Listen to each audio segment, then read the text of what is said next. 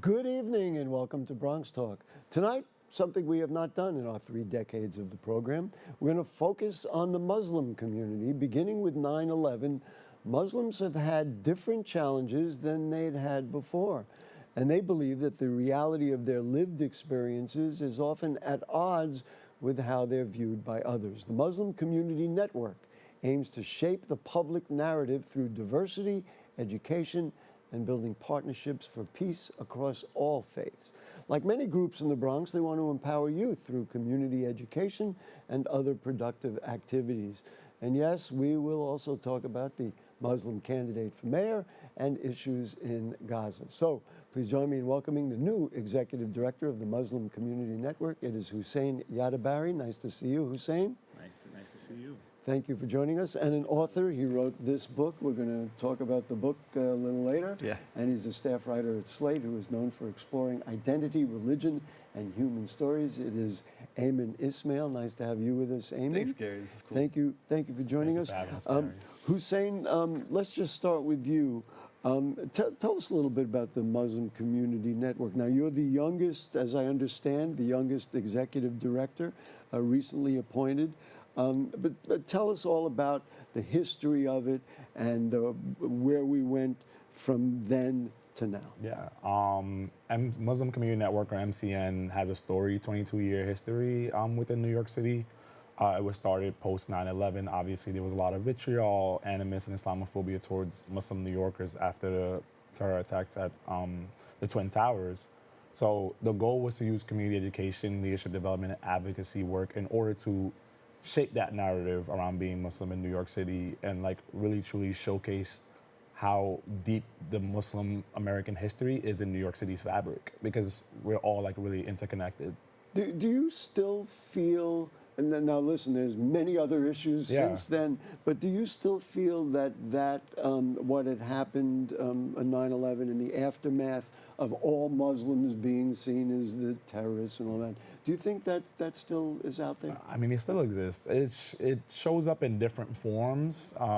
It may not always show up as overtly, but there's a lot of covert Islamophobia within city politics. You see it with the recent mayoral candidate Zoran and the similar things that's said towards him. You see it post October 7th. You've seen it post Trump Muslim ban across many countries in the Middle East and in North Africa. So it rears its head, and the height and amplitude of the wave of Islamophobia, it ebbs and flows over the years. But there's always some kind of global phenomenon that occurs, and then you see Islamophobia really rears heads up in New York City. It's a fascinating thing, and this is Gary saying it. If we looked at the ethnicity of the people who attacked the Capitol on January 6th, and then say all of those people are terrorists or people who want to attack the Capitol, that would be, I guess, just as wrong as what you're alleging here. Yeah, and you're talking about something that's decades long. I mean, even pre-9/11, there was always that notion there that Muslims were terrorists. Even you watch any movie by Chuck Norris from back in the day, like Delta Force, and some of those movies, the Muslim was the villain. And so it was very easy post 9/11 to now have some broad strokes painted about Muslims to the media. Everyone, the boogeyman story is very easy to sell. You know, I just want to be clear, because we want to define things properly. There are more than 111,000 Muslims in the Bronx, and Yes. I think that's of significance. So it's not like a marginal, quote unquote, population. This is one of the many beautiful populations in the Bronx. Yeah. I know you agree with that. Yeah. This is another thing that was put to me. So you're from Africa. Now, many people perceive Muslims as being people from the Middle East, right? And obviously it's in the news. We know where it comes from. But the whole idea, or part of the idea of the Muslim Community Network, is to kind of build unity and say, wait a minute, we as a people are from other places as well. I mean, do I have that right? I mean, Islam is one of the world's major religions in New York City and in the Bronx especially. It's such a rich mosaic from all over the place, from African Americans who have a long storied history of Islam within the United States itself, to West African Muslims like my parents that came here from Gambia, or North African Muslims like Aymann's family from Egypt. Like, there's so many rich stories that do come to the Bronx from predominantly Muslim nations, and we provide just rich culture, food, our experience. I think the Eid is like the Met Gala, especially like in places like the Bronx. When you go by Macom's Road, the track and field over there, every Eid there's prayer, and you see all these beautiful, rich outfits all throughout the Bronx during like that time of Ramadan and Eid. I have to tell you, I see some of the colorful outfits, Yes. and I see them in the street, and it's a joy, It's frankly. beautiful. And this is of course the beauty of the borough of the Bronx. Aymann, let's bring you in. So let's see the book Becoming Baba. This was a very personal story that you wrote that fits right in the concept that we're talking about here. Why don't let's start with you here. Talk about Becoming Baba.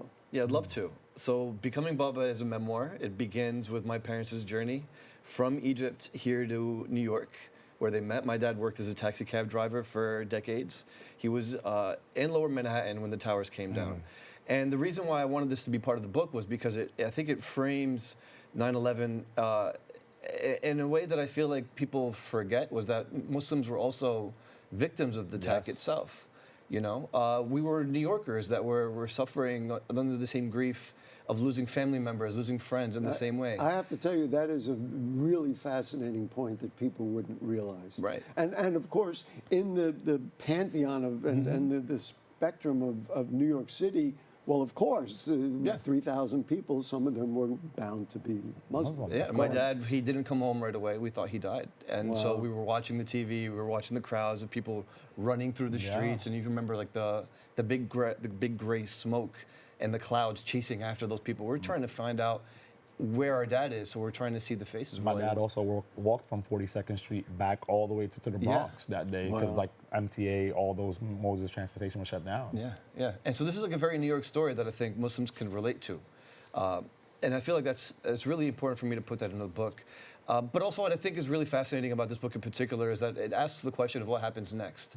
This generation of people come into this country, they seek better lives for themselves. They want to establish themselves as new Americans, and then they have kids. And this is not my unlike generation. any other immigrant, Not unlike any other groups. group. Yeah, that's correct. Let's be honest. My family was Jewish, and they told the same story I just heard here. Go ahead. And so what they did, I think, was a very natural reaction to come to a place like America where there's so many competing ideas. And they really wanted to preserve in their kids language, culture, a sense of connection to their relatives who were still in the homeland. So we all grew up experiencing being Egyptian at home and then becoming New Yorkers, in my case, being from New Jersey outside. And how those two identities clashed often came up in like weird, funny ways. And so in the book, there's a lot of comedy, right? So it's like having friends who weren't Muslim who couldn't understand why I didn't have a girlfriend. And so me trying to explain it to them, hey, these are like actually my mom's rules or my God's rules, kind of made these like weird, funny conversations that you're not necessarily ready to have at age 11 or 12. And difficult for 11 and 12, especially when you're surrounded by many people who are not that. Yeah. But what makes the Muslim experience, I think, a little bit unique, which is having to explain or be the ambassador to a global community, right? Muslims are representative in every single culture, in every single country on the planet. People practice Islam in every single language you can think of. So when you become when you're an Arab person who's like 11 and 12, people are asking you, like, so is Hussein bin Laden your cousin? Like, what's your relationship to that guy? Yeah, right. You need to come up with a way to communicate. Really, and then somebody will say insultingly, call you Osama or something insane like that. And then My name was Hussein. Yeah. So like after the Iraq War, like that was just like the running joke. They did that to the President of the United States. Yeah, so it's a badge of honor. I'm going to ask you the last question, then I want to get back to the Muslim Community Network. And I circled it in my notes. Search for identity. That's a lot of what this dialogue is about and what this network, and you're on the board of the Muslim Community Network. Yeah.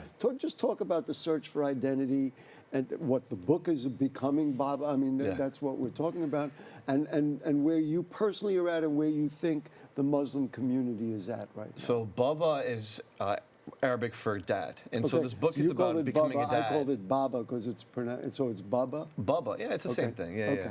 You just gotta mean it when you say it. You know, All it's Baba. Baba. So the In book my is about. family, it's Bubby. Bubby? Bubby, yeah. I'm gonna yeah. ask my daughter to call me that. Okay. So yeah, the framing is around like how do you find this identity, but also how do you pass it on? Yeah. And I think that's what a lot what we're trying to do at MCN is we're trying to create an aesthetic for our community. We're trying to create the kind of confidence that you need to thrive that exists in every community. We want to be able to give our kids a sense of urgency in being themselves and not just like trying to explain away or asking the question of like, can we be tolerated by other people? But how do we celebrate ourselves and give our kids enough confidence to be themselves in any situation, no matter what? I think this is just so crazy, but you're just really nice guys. These are really nice and smart guys. And to have them characterized as if they're related to terrorists or something is insane. I want to ask you about where you were before. Now, you apparently founded something called Neighborhood United. Yes.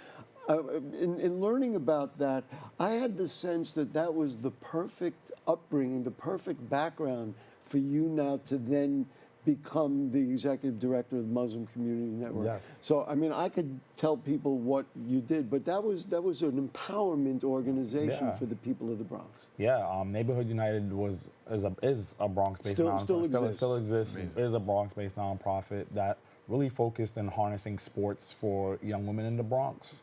So the co-founder, Mohamedou, he was a girls basketball coach. So this was like at the start of COVID, he wanted to create a platform that was going to be working directly with young girls of the Bronx, specifically through the sport of basketball, but also empowering them into careers within the field of sports, and also mental and physical wellness, like were big cores, pillars of it. And it actually ran by Yankee Stadium, had 50 girls coming in on a weekly basis in order to just learn basic skills, but create a sisterhood. And people would then say, well, wait a minute, does this conflict with Muslim theology and all those kinds of things, empowering women? No, and like you could watch every Olympics. I knew that was a question. No. But it No. had to be it has to be asked. Yeah, I mean, every Olympics, you see like the beautiful Muslim women athletes, like in every sport, just going at it and giving it their all, and like really like showcasing their faith through like the power of their hijab, their crown, but then also like their physical inabilities in this whatever sport they're displaying. I have to say, because you know I'm friends with the folks at South Bronx United, Yeah. very similar. They use soccer Yes. for empowering young people, and you did that. So in terms of, let's go back to the original conversation, in terms of the background for you now to look at the Muslim Community Network, what did that teach you, and how do you apply what you learned through that into this new work for Muslim identity? Yeah, I think it was quite a leap going to something that was more centered towards my faith community than like, let's say, like a specific age demographic, which was like youth. And what I realized was it took so much more like learning and understanding, even for myself, to like truly understand the breadth of the Muslim community. I think even as a West African Muslim, like I know how many other Muslim communities have been out there. But as an ED at Muslim Community Network, going to different parts of the city, getting to reach Southeast Asian cultures, Arab cultures, Eastern European, Bosnian, Albanian cultures, and like connecting with them through their food, through the different sects and version of Islam that they practice, it's just like really, really beautiful. It was eye-opening for me, and like that's why we at MCN we do a lot of diverse education work to also showcase that to non-Muslims, like. This community is so rich, it's so fascinating. It's even overwhelming for me as a Muslim to actually understand and take it all in. But it's such a beauty in my job in order to be able to be a mouthpiece for Muslim New Yorkers and say, we are here and like, we just want to like engage, interact with everyone and really be just seen as truly as New Yorkers. Aymann, let's talk a little bit about Zoran Mamdani's Yeah. candidacy. We know what the people are saying about him may be true or not true, or they're attacking him. The president said he's communist and he's, we're going to take over New York City if he becomes mayor. I mean, that's a whole other thing. Do Muslims agree with his politics, do you think, in general? I think it's difficult to talk about it that way because I think Muslims, like any other community, have a varying experience of political engagement. I knew you were going to say It's that. hard. You can't. I mean, here's what I'll say. Here's what I'll say. Whereas they would assume, the people in America would assume that all the Muslims will then come out and support him. That might not be the case. You'd be very surprised. You'd I be very would surprised. not be surprised. I guess you wouldn't be surprised, yeah. Yeah, so I think what Zoran represents is an opportunity to put a Muslim in Gracie's mansion, but that doesn't necessarily mean that every Muslim is going to give him their vote just by default, in the same way that somebody Italian is not just going to automatically vote for Cuomo. So what I think what Zoran does differently, though, is that he seems to be running the ideal Democratic campaign by first talking to the voters and then building a platform around it and then building a coalition to support your platform. And I think we saw this with Obama, who was very successful in running that kind of campaign. And so I think the reason why many people support him, including Muslims, is because he's first talking to the voters and trying to go in the direction that the base is going in rather than trying to drag them kicking and screaming. This was, and we studied this in the Bronx after the last presidential election. Hispanics felt abandoned by the Democratic Party. Yeah, that's true. And in fact, Kamala Harris never came to the Bronx. Trump came here twice. Yeah. And of course, there were many. Of course, the Bronx is largely Democratic. Many people were upset about that. But then after the election, why didn't many Hispanics support Kamala Harris? Was because they felt abandoned. There are conservatives. Their religion makes them personally more conservative, one would think, right? So the thing that makes the Muslim community a little bit different when we talk about like conservative or not conservative, the very first organization, the very first political organization run by Arabs, specifically Arabs, supported George Bush. And so they were considered to be like a Republican bloc. George W. Jr. And then the Iraq War, I think, really changed the way that a lot of Muslims felt about their own political engagement. And so it wasn't that they all fled and became Democrats. We actually saw a massive drop in turnout and voter engagement. And so there was this mass disillusionment with supporting someone and putting your faith in someone and then them starting a massive war that would, still feel the effects in the Arab world. But the Arab community, the reason why I say Arab, because they're very distinct from like the Muslim community.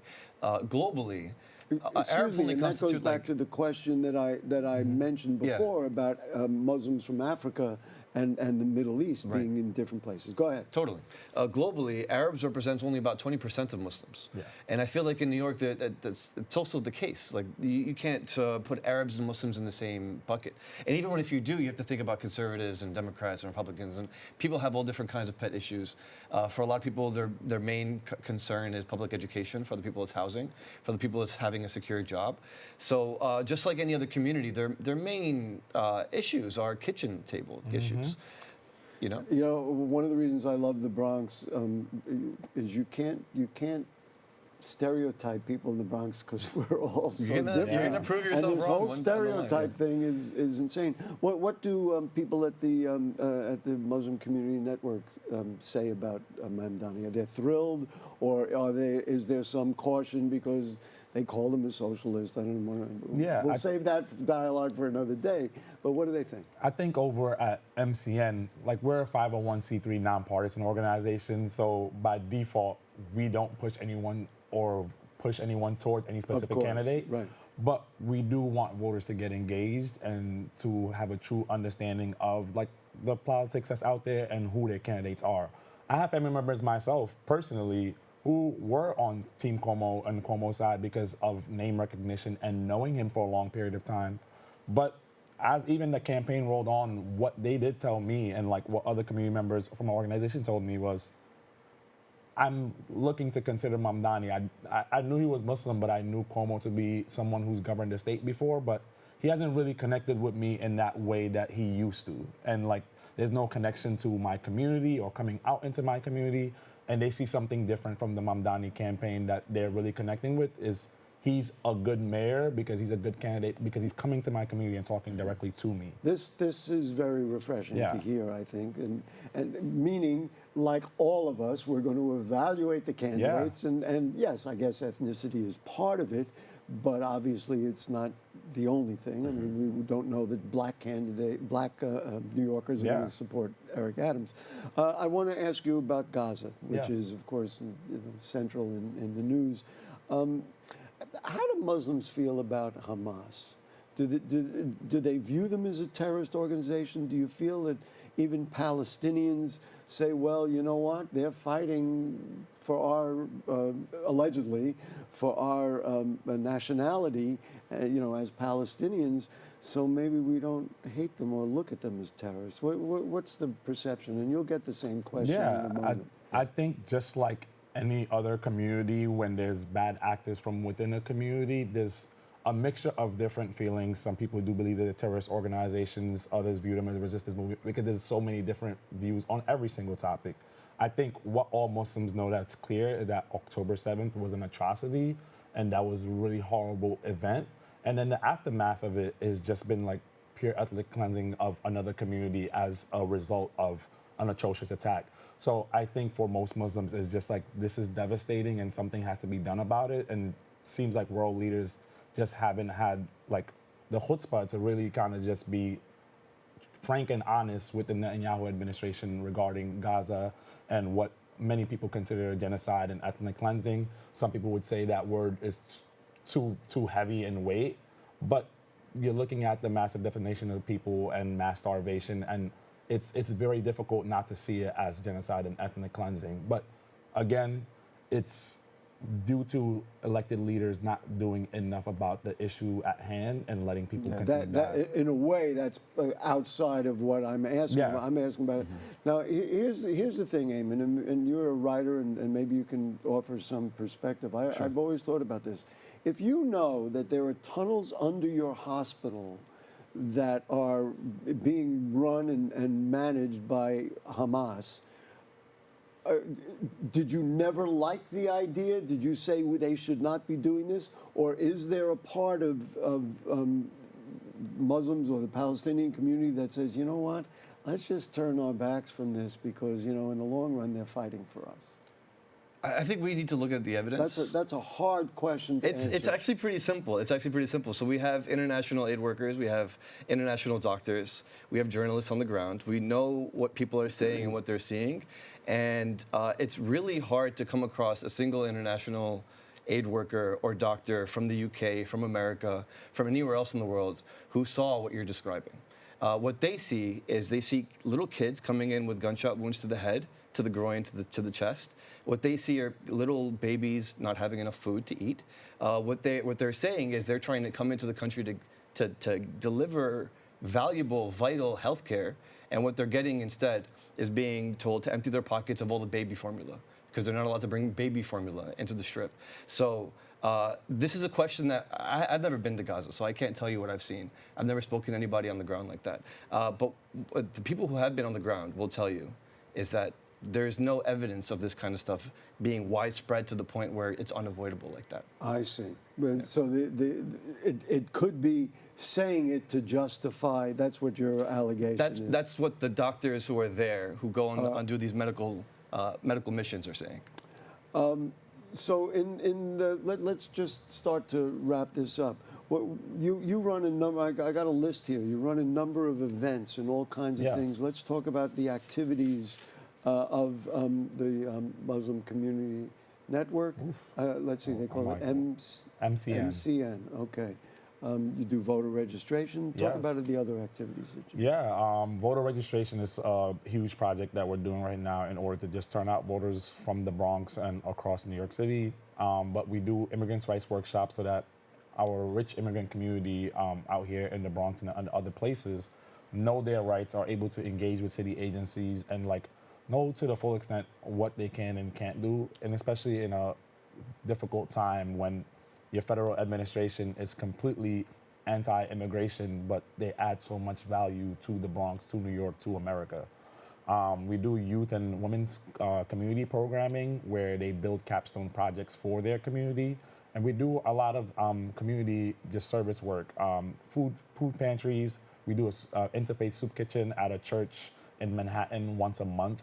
So just trying to build that bridge and just create more community just across. Not unlike many other not-for-profits, not unlike other religious Yeah. not-for-profits, etc.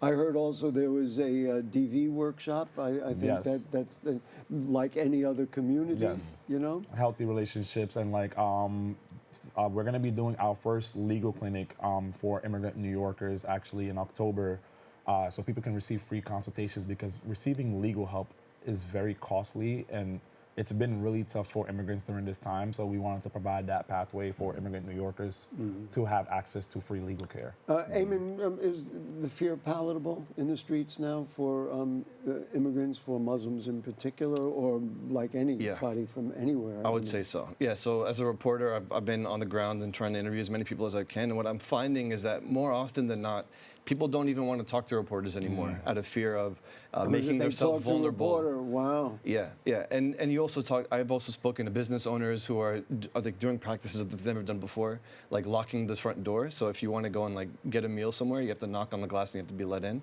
So I think people are really conscious of from the moment they wake up to the moment that they sleep. But this could be the day that they don't get back to see their kids anymore.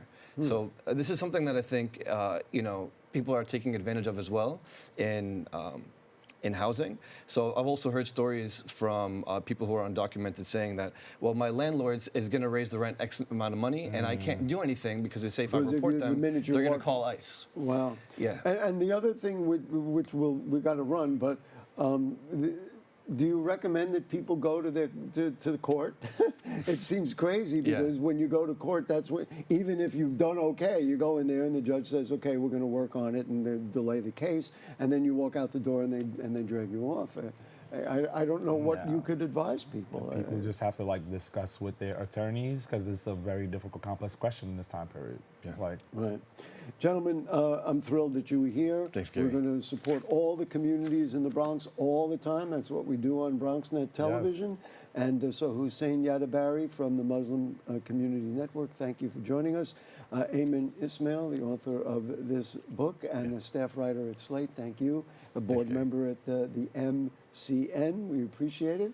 And that concludes our program. We want to thank our producer, Rebecca Hemmick, our BronxNet production and editing crew, and of course to you too. It's all about all of us. That's right. It's the people of the Bronx that make this float. We'll see you next time. Good night.